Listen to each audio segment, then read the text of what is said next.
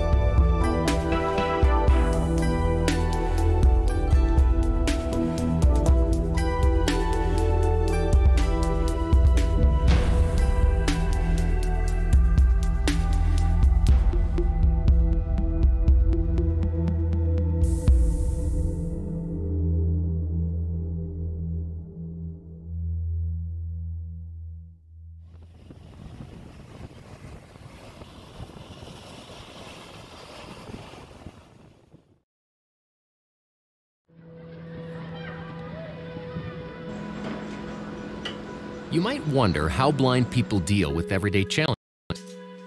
Well, normally the answer is simple. We're not that different from you. We play music. We go to school.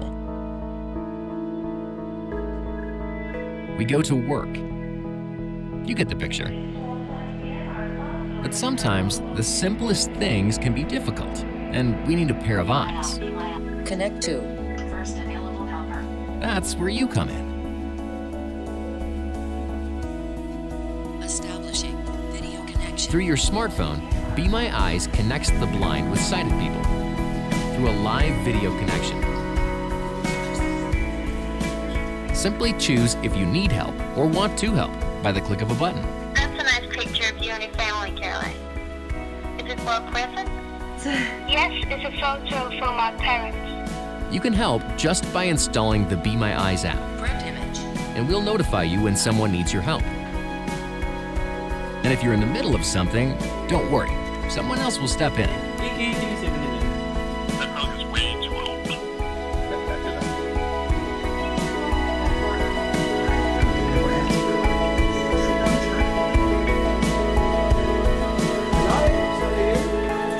So, would you care to be my eyes?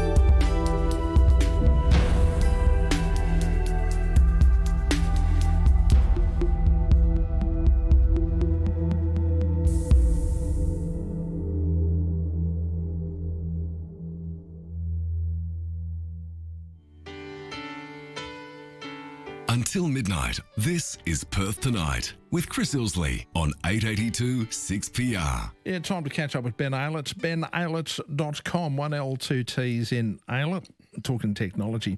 Yep. Greetings, oh technological one. Oh, greetings, Chris, and greetings, listeners. Now you got to tell me about this one. From the French comes this story. Oh, now this just came in through Slashdot, so I keep an eye on the news as it happens.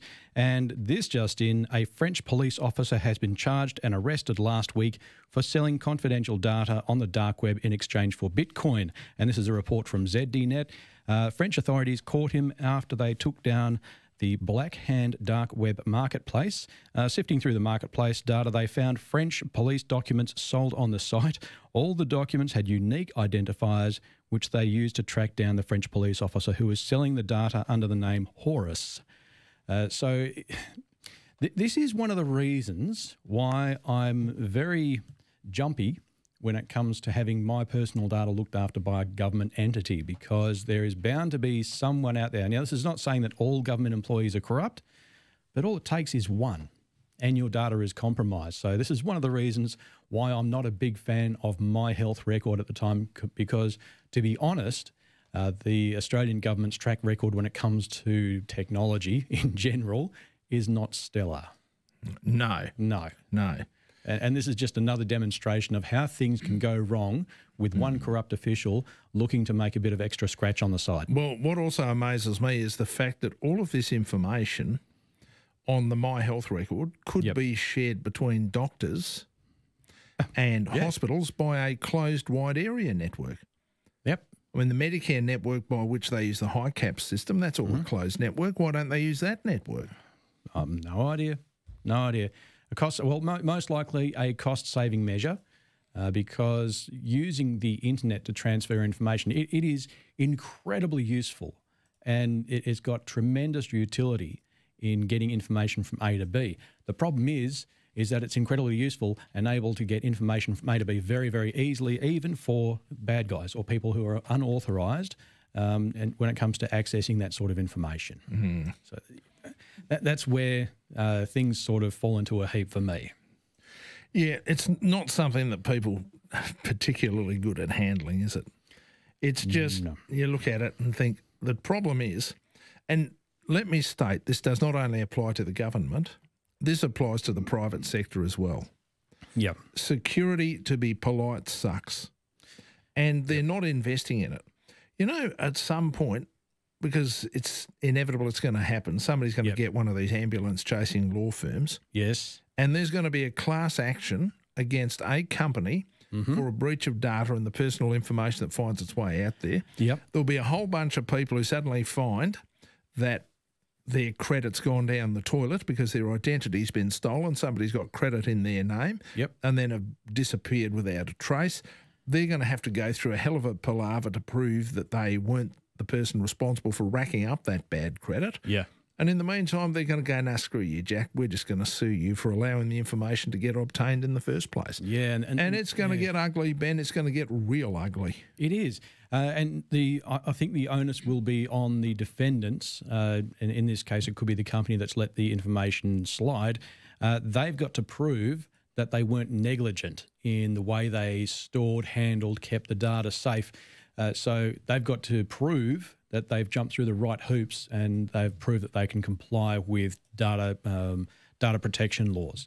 So that is going to be a major concern for pretty much any business. And we're not even talking about GDPR, which is a European nation law, which you have to abide by if you're doing business, any business in the EU. We're just talking about the Australian data protection laws, and it applies to, well, pretty much any business that holds personally identifiable information. If you slip up with someone else's details, you can expect someone to come a-knocking. As well, you should. Join the pink momentum at the agency.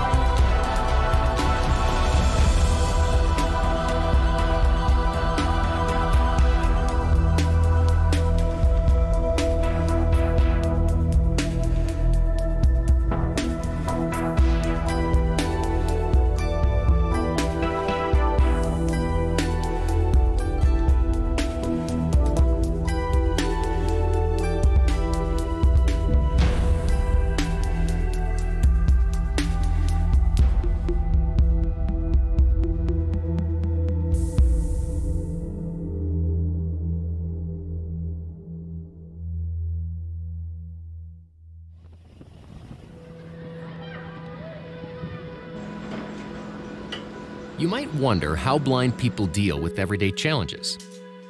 Well, normally the answer is simple. We're not that different from you. We play music. We go to school. We go to work. You get the picture. But sometimes the simplest things can be difficult, and we need a pair of eyes. Connect to. First available helper.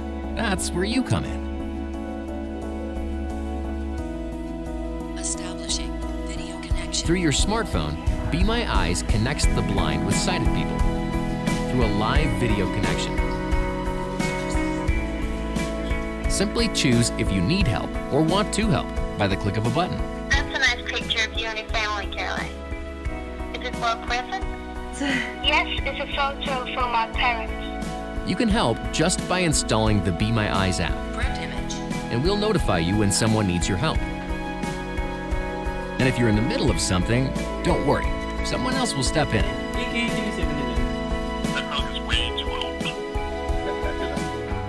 On 882 6PR, this is Perth Tonight with Chris Ilsley. By the way, if you want to get in contact with Ben Aylett, you can do so on his website, benaylett.com. That's where you'll find all of his contact information. If you'd like to contact him and have a chat now and ask him some question about your technology or some technologically related issue, there's a telephone, give him a buzz. Hey, Yes. what was this story about China? Oh, yeah. Now, this has a lot of intrigue about it, and it's Could we make some sort of almost a spook story about it? Oh, definitely. This is definitely a spook story. So this is a story that's been broken by the guys at Bloomberg. Now, Bloomberg usually has got a pretty good pedigree when it comes to doing investigative journalism. So They're not known as purveyors of fake news, let's put it that way. Their news is considered very reliable. Page 3 does not have pictures. Page 3 has news in Bloomberg. Yes. Okay. All right. So there are allegations in this report filed by Bloomberg that China has been poisoning the hardware supply chain. And this is what I mean. China... In English? In English. Okay. So there is a company called Supermicro. Supermicro are the people who make server components. Right. Lots and lots of server components. They are the major supplier in the world for servers that go into data centers like Amazon, Facebook, Microsoft, wherever. So what you're talking about is all the big places that collect lots of data. Yes. Including the Australian Defence Department and Bureau of Meteorology. Supermicro products are designed and developed in the United States, but they're manufactured in China. Because it's cheap. Because it's cheap, exactly. The allegations come in where that Chinese authorities have been modifying the hardware during production to include a tiny chip, smaller than the grain of rice, to be installed on the server mainboard. And in a particular part of the mainboard, which was responsible for low-level management, where you can turn on and off and modify firmware in the server. And it's really, really quite terrifying. If anyone's got that sort of access to that level of the server, there's no telling what they can do. Of course, we've got people refuting those allegations. So Supermicro have said, no, it didn't happen. The Chinese authorities said, you're dreaming. Of course, it's not happening. did. Of course they did. Interestingly, though, Facebook have also said, nope, it hasn't happened. We check all of our hardware. We've only found one instance where it was faulty firmware, and it was immediately decommissioned. We check every single thing that comes into our data centers. Well, I suppose that's really what it comes down to, isn't it? Those who might be inclined to check things, and those who just install and don't bother checking. Yeah, and look, Amazon say the same thing. That the allegations are not true, that they check everything. So it's... What's your gut feeling telling you? It's really, really hard to say. I mean, you look at this and way. realise that it's quite plausible. Yeah. The reason why it's quite plausible is despite the fact that we enjoy doing business with China, it still is fundamentally a communist country. Yes. And its government is a communist government and tends to take a very hands-on totalitarian approach. And the one thing that I think certainly in the Western world haven't quite got our heads around yet is even though China loves to do business, and let's be honest, all through history, the Chinaman has loved to trade. Oh, yeah. I mean, if you look through history, when Chinaman couldn't trade, he fought. Mm-hmm. And as long as he could trade, he was happy. So that's something the Chinese do. They've done all through history, and they're very good at it. Mm-hmm.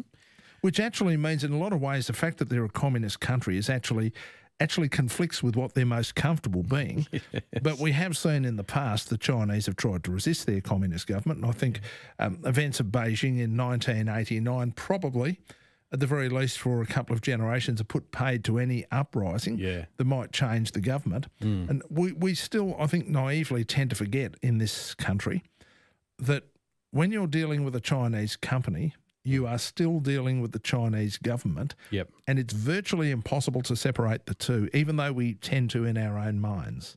Yeah, well, geopolitical stuff aside, the technical feat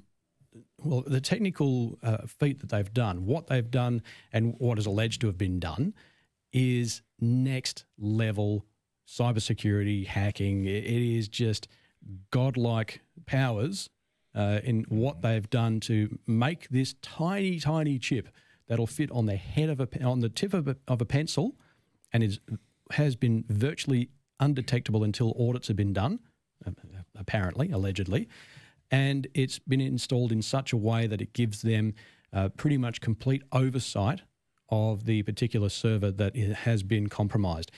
The scary thing is, if it is true, the scary thing is that we are potentially sitting on top of billions of dollars worth of server hardware that is leaking information like a sieve. Well, if that's the case, and if it turns out to be true, there's something else that also comes into sharp focus. Yep. And that is just how much should we be prepared to contract work of this nature to countries like China, where security and of course, one of the other issues that, I mean, it's almost the unsung dark horse that nobody talks about with China is the fact that they don't respect trademarks and they don't respect copyrights.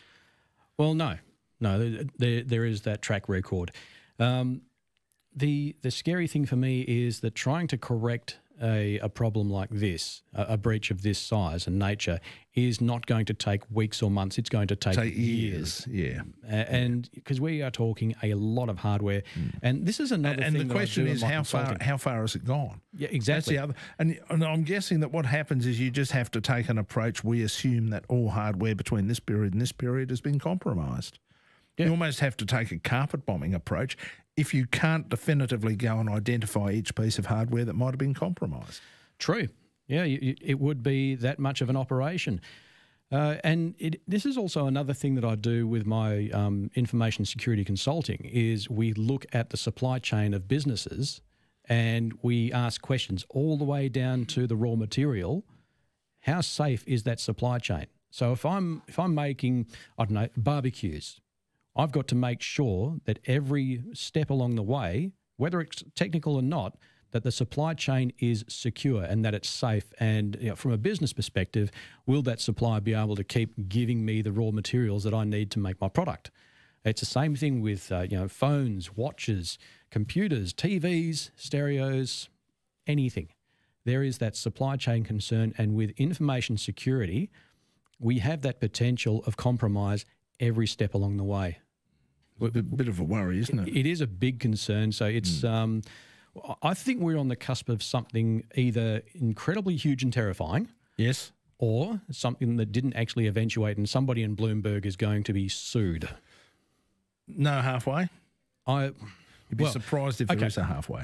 Option 3 is that it's something completely different, which we don't even know. Gotcha. Yep.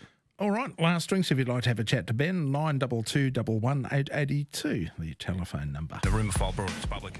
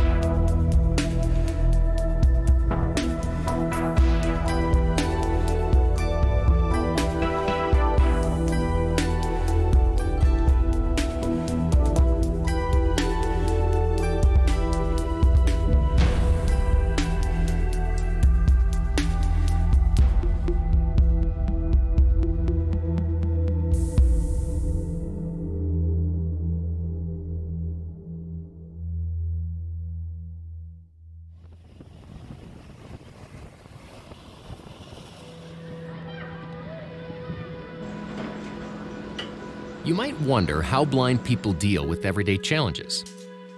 Well, normally the answer is simple. We're not that different from you. We play music. We go to school. We go to work. You get the picture. But sometimes the simplest things can be difficult, and we need a pair of eyes. Connect to. First available helper. That's where you come in. Establishing video connection. Through your smartphone, Be My Eyes connects the blind with sighted people through a live video connection.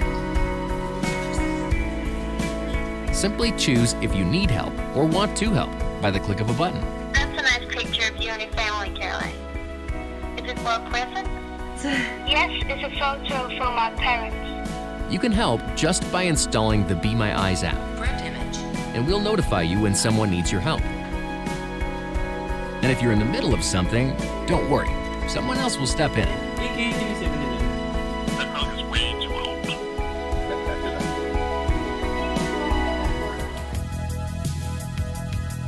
This is Perth Tonight with Chris Ilsley on 882 6PR.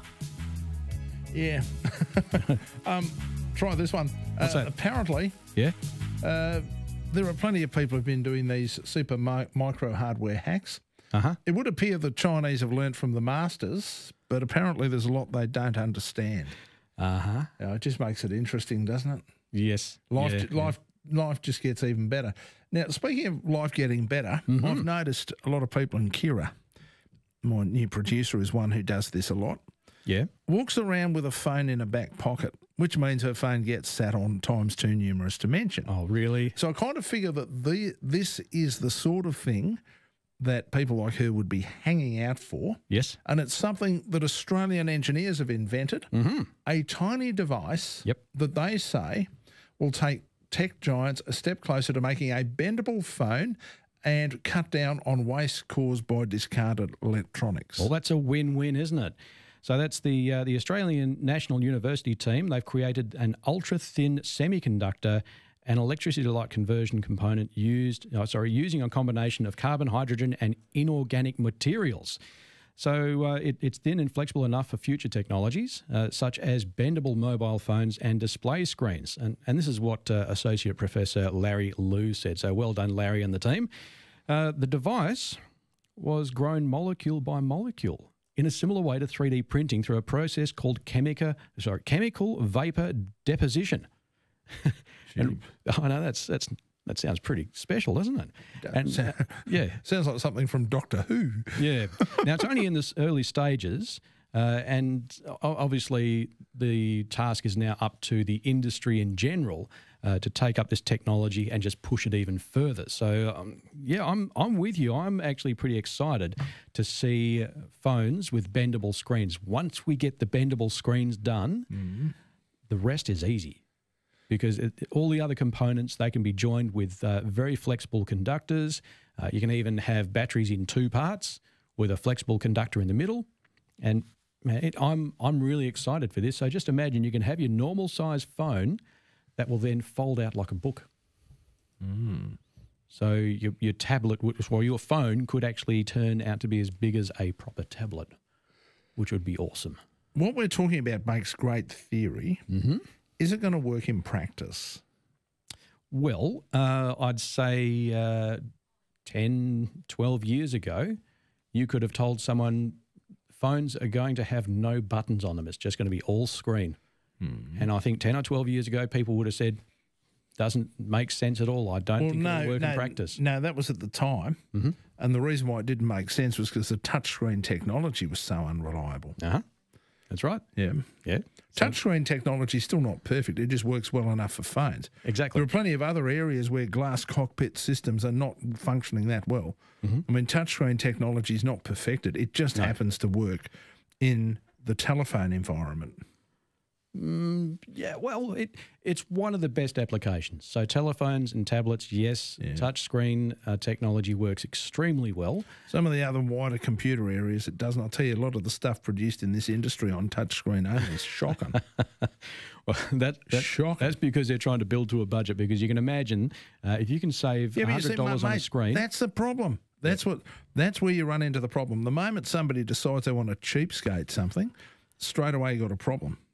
And one of the reasons why stuff like iPhones and that work properly is because nobody ever cheapskated them. Well, they said, here's a premium product, you're going to pay a premium price. That's it. G'day, Richie. Hi, guys. I'm just chasing a 3D printer, Ben, but it's not just a normal range. I've got a stuffed massage chair, and it's got to basically produce military-grade plastic, you know what I'm saying? Or something even better, like made out of metal, but it's got to be able to reproduce, like you were saying, manufacture sort of stuff. It's basically just a standard massage chair worth $2,000 or something off the market. No one knows where it came from. So what, do you want to reprint this chair or something? I want to reprint like a piece about 5 centimetres long. Yep. And about 3 or 4 centimetres high. It's part of the arm, and it sort of holds everything together. Yeah. Okay. The Fix-It man was set me down to try and find someone who could 3D print it, but it's got to be really strong. It can't just be, because it's going to take a few hours to get him to take it apart and chuck it back together. So yeah. Otherwise, you just got to chuck the whole thing out. Okay, so what we've got to do is we've got to hone in on the type of material you need to print in. So by the sounds of it, you'll be looking at something like an ABS plastic. Would that be fair to say? Yeah.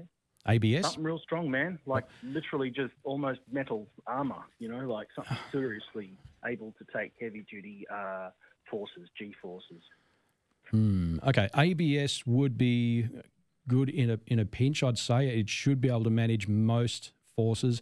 If you want something that's very, very strong and light, you may have to look at carbon fibre, and that is something you can't 3D print. That's something you've got to... You can 3D print a mould for it, and you should be able to then line it with carbon fibre and resin it, and then you've got something that's as strong as steel and much lighter. So carbon fibre... to pay about $150. Okay, that's not carbon fibre, I'm afraid. It's, if you get any ideas or know someone that's got like the goo that you make it with, resin. Someone who's got the goo, epoxy resin. Something that's really, really strong though, stronger than normal strong, like the toughest strong. Yeah. If you come across anyone, please let me know, because I've got to find someone. I'll chuck this chair out. ABS, is that plastic or what? That is a proper plastic. So that is a plastic that's used in manufacturing lots of things. I believe ABS plastic is used in things like helmets. Is that tough enough? Right, and where do I chase that up? Oh, just look online. You should be able to look around for 3D printers. So look up 3D printing ABS, and you might even be able to find a bureau or a service which does printing as a service for you. Hawaiian shirt before I get online, that'll give me some good luck. There we go. Thank you very much for that, Richie. Are these 3D printers? Yes. They're portrayed to be some sort of miracle producer. Are they what they're portrayed to be, or is there, for want of a better term, a little bit of the science fiction about them? Even though they've been around for a while in production, they do still have that magical quality about them. And I know this from personal experience with people who actually who do a lot of design and manufacture. And if they want to prototype anything, they prototype it in a 3D printer first. Then when they want to do test molds and things, they do a mold in 3D printing, then they run that mold. Then when they're ready, they send those plans off to China, and they have them inject the molds, like blown molds or poured molds. And it's it is now made the job of design and manufacture so much more accurate and so much faster that that the people I know in design and manufacture would not know what to do with themselves if they didn't have their 3D printers. They are a vital tool. And not just for general design and manufacture. So have we created them at this point to be something that we haven't? Have we sort of wound them up to be something that they're really not at this stage? No, I just find myself wondering. I mean, you hear a lot. Yeah. I just wonder what the story is. Well, the story is that you can create anything in 3D space As long as you can think up the design, you can create it, and you can create it in all sorts of materials. So from flexible plastics, I've even seen 3D printers work with laser sintering to produce glass or melted sand. So I've seen 3D printing done in glass. I've heard stories of it being done in titanium, so it's medical grade titanium. People have actually had parts of their skeleton replaced thanks to 3D scanning and 3D printing. You can get an exact match made out of aluminium and titanium and all that magic stuff, and it's magic. BenAylett.com is the website. That's right. Mate, we'll have a chat to you next week. I'll catch you then. Thank you. Discover your city from a new perspective.